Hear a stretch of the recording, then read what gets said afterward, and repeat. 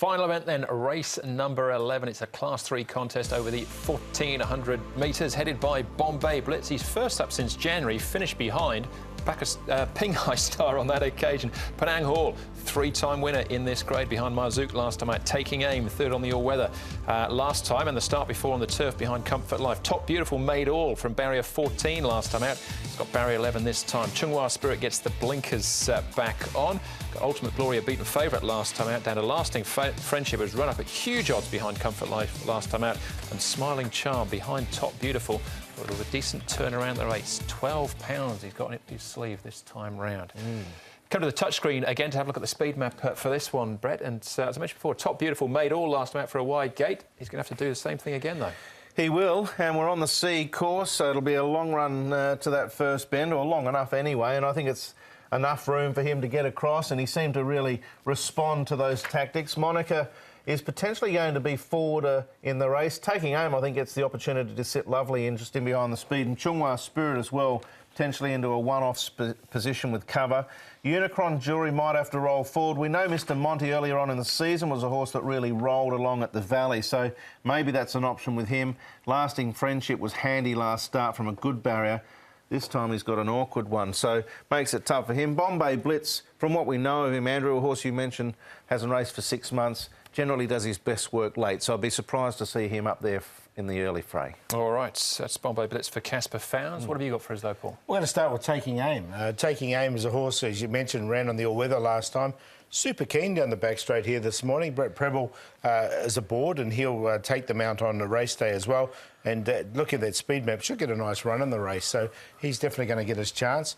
Winston's Lad, I think this horse is going quite nicely. Just working with My Chance. He's the one closest to us, My Chance, but Winston's Lad, I don't think he's too far away, and he's quite well rated, this horse, at the moment. He's won off a lot higher rating before. OK, we'll take that into consideration. We're going to start off, though, with Top Beautiful. Now, prior to this win over the 1,400 metres, his two previous wins had both been over the 1,000 metres, but stretched out here OK. The other horses that reoppose, and obviously better off at the weights, a Smiling Charm. He's got £12 up his sleeve here, and Monica right at the back there. Yeah, and Monica may be a little bit closer to the paces we saw in that speed map. I keep going back to early on in the season, very early on in the season actually, before even this horse raced Top Beautiful. Chris So said that he was a nice horse in the stable and he was expecting him to win his fair share of races, basically, in a wrap-up. And he's been able to go on and do that slowly. It's taken a little bit of time, but he showed a good turn of foot out of the gates here to get across and win, and I just get the feeling that he might be able to do that again. A little bit more time early, 1,400 metres, just seems to be perfect for him. He's got barrier 11, so he's going to have to work a little bit at the start. And I just think I've got him in the numbers. I just think he might be a little bit of a sitting duck towards the end. That's what would worry me a little bit. Yep. There's every chance that might be the case. OK, well, let's see if we can find who will be a sitting duck for. Lasting Friendship, this is a massive run. It's at massive odds as well. A lightly raced individual. And Taking Aim finishing third, and Roundabout, who always seems to run his race, just in behind them. Taking Aim up outside of the lead here, and obviously following this has been able to go on to the all-weather, and I thought performed well. Another nice three-year-old who looks to be close to a win. He's going to have a better season next season, I would have thought, Taking Aim, but I think he can go pretty close here from a good barrier. He won't have to do too much. That last 50 to 100 on the dirt last start was his best work. Lasting Friendship on the other hand, Paul, had a good barrier here. He hasn't got it on Sunday. No, I think he's going to find it a little bit more tricky, Lasting Friendship, so I didn't put him in, but I did put Taking Aim in. I think he's improved with each start, as you mentioned. He went right. Look, I almost got Roundabout in, but I'm just worried. He's got the apprentice claim, but barrier 10. I just don't know where he's going to be. Yeah, and Lasting Friendship moves out as well from a low gate he had on that occasion. Bombay Blitz, we welcome him back to the fold. Let's find out how he's been with trainer Casper Fownes. Casper, we haven't seen Bombay Blitz at the races for 6 months. Why is that?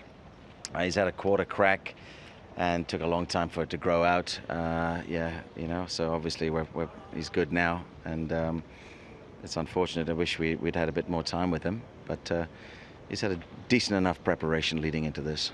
2 trials leading in. What have you made of those? Yeah, the trials were just okay, you know, there's nothing impressive there, but I think it's more fitness factor. I think the second trials just stripped him a lot fitter. And, you know, he's ready to go to the races now. He's not 100%, but he's fit enough there to run a big race. Would you go in then on Sunday with this run and try to keep him in work for an early season race for next season then? Absolutely, that would be the plan. You know, he's certainly a horse sitting on a rating of 80, which I'm confident he's going to get into triple figures next season if we can just, you know, keep the problems away. When you look at his form, I mean, third behind Pinghai Star, that's all turned out pretty well since then. Yeah, it was a good form race. There's a couple of good horses in there. You know, Frankie's horse as well, the other Frankel horse, which did really well this season. So, yeah, it's a good, strong race. I think he's a horse with a future. And like I said before, if we can just keep him sound, we'll have a lot of fun with him. Just looking back at earlier on in the week, well done with the win with Limitless. Yeah, thank you. Another frustrating horse, but it's just nice to get that result, and hopefully he'll take a chill pill coming into the new season. And if he does that, you know, he's shown that he's got an engine there, and hopefully we can snag a couple of them next season. Oh, you're well rewarded if you kept the faith with Limitless. But Bombay Blitz, the margin only a length and a quarter of Pinghai Star, but he missed the break on that occasion, so it might be flat a little bit, but he's obviously a nice horse, Bombay Blitz. He is. Oh, yeah, well, definitely. Casper sort of mentioned there that, you know, a run here and then sort of, you know, he'll be ready to go early next season. So that might be potentially the time to get him on a win line, but I wouldn't be surprised if he flashed late and picked up some minor money here. Yeah, I reckon he'll catch the eye late, definitely. Yeah. Just with that bit top weight and hasn't raced for 6 months, that's what's put me off a little bit. But it's obviously a nice horse, and obviously over that quarter crack that he had. Yeah, and he's a listed winner in Australia as well. He won at Flemington over the 1400 metres over this trip before arriving. But in an open-looking last, Paul, top beautiful favourite to go back-to-back. Yeah, he's like $5.80. So this is obviously the most open race of the card. Now I'm going to go with Winston's Lad on top. He's track work, as I showed you. He's really well rated at the moment. He's rated 68 at the moment. 74 he's won off before. He's coming back to 1400 metres from 1650. I think will suit him. He's pretty fit now. I think he can run a good race. Now, Penang Hall, I made a horse to follow out of his last start. He's had one run back, so he'll strip fitter. He's another one at big odds as well. So I've got those two on the Quinella places at big prices. Then two of the favourites, Taking Aim in there for third. He keeps improving with every start.